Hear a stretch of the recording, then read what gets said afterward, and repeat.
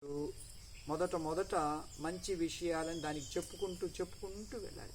ఎందుకంటే ఎంత చెప్పినా కానీ మనుషులు లొంగరు, అసలు ముద్దోళ్ళుగా ఉంటారు, మూర్ఖులుగా ప్రవర్తిస్తూ ఉంటారు. వాళ్ళ ధోరణి వాళ్ళదిగానే ఉంటుంది. నిదానంగా దానికి ఎంతని మనం చెప్పగలుగుతాం. సరే, మీరు దగ్గర ఉన్నారు కాబట్టి చెప్తున్నాము. దూరంగా ఉంటే ఎప్పుడో వెళ్ళారు, అమెరికాకి వెళ్ళారు, 5 నెలల తర్వాత వచ్చారు, ఏమి శ్రవణం చేస్తారు, ఏమి చేయలేరు. దగ్గర ఉంటే మనం చెప్పగలుగుతాము. ఆ శ్రవణం జరుగుతూ ఉన్నంత వరకు మననం జరుగుతూ ఈ మనస్సుకు కొంచెం దారి మళ్లించగలుగుతుంది. శ్రవణం అయిపోయింది అని అంటే ఈ చెప్పేవాళ్ళు లేరు, వినేవాళ్ళు లేరు. ఇంకా ఎట్లాగంటే అట్లాగా ప్రవర్తిస్తూ ఉంటారు మనుషులు. ఎట్లాగంటే అట్లా ప్రవర్తిస్తే అప్పుడు వాళ్ళ గతి ఏమిటి అంటే ఆ గాలిపటం కింద పడినట్టుగా స్తంభానికో చెట్టుకో ఇరుక్కుంటుంది. ఇంకా అక్కడే ఉంటుంది జీవితం. ఎక్కువ మంది జీవితం అట్లాగే ఉంటుంది.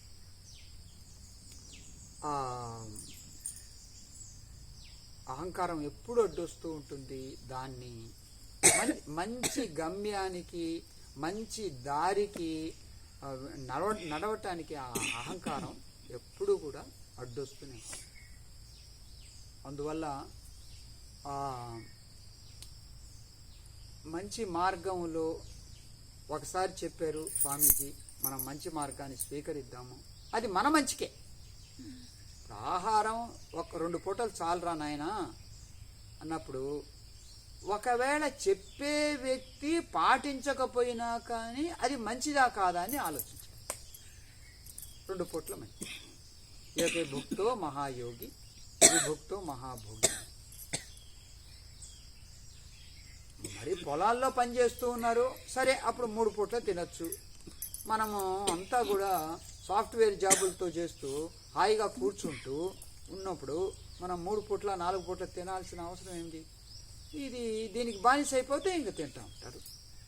ఇన్ని మన చిన్న వయసులో తినడానికి ఏమి లేక ఈ ఉప్పు శనగలో లేకపోతే కమరగడ్డిలో తినేవాళ్ళం, అంత ఇంకేం దొరికేది కాదు.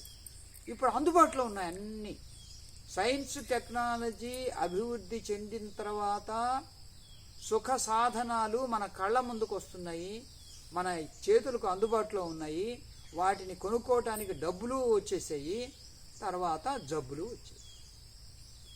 సో ఎంత సుఖ సాధనాలు అందుబాటులోకి వచ్చాయో అంత రోగాలు, రొష్టులు, తర్వాత సంబంధ బాంధవ్యాలు సొంత వాళ్లతోనే చెడిపోవటం, బెడిసి కొట్టడం, అహంకారం పెరిగిపోవటం, సుఖాలు పెరిగే కొద్దీ జీవిత దుఃఖం పెరుగుతుంది. ఏమ్మా, జీవిత దుఃఖం పెరుగుతుంది. మొన్న సికింద్రాబాద్లో చెప్పాను మంచి విషయం, అందరు నవ్వుకున్నారు. దొడ్డికి వెళ్ళాలి అని అంటే చెంబు తీసుకొని ఊరు బయటికి వెళ్ళేవాళ్ళు, ఈ కంపలోకి చెల్ల చెట్లలోకి వెళ్ళేవాళ్ళు మరుగ్గా. అది పోయింది, ఇండియన్ టాయిలెట్ వచ్చింది. అది అంత ఉత్త పింగాణితో నల్లగా ఉండేవి మొదట్లో ఈ బేసిన్స్. అది పోయింది, ప్రోసలైన్ పింగాణి డబ్బులు వచ్చాయి. అది పోయి వెస్ట్రన్ టాయిలెట్ వచ్చింది. వెస్ట్రన్ టాయిలెట్కి వచ్చిన తర్వాత కడుక్కోవడం పోయి గన్ అనేది వచ్చింది. దాన్ని ఆన్ చేస్తే సుస్సని నీళ్లు పడుతూ ఉంటాయి, వీడు కడుక్కోడు. ఇప్పుడు అట్లా కాకుండా ఆ లెట్రిలోనే ఒక పీక్ అమరుస్తూ ఉన్నారు.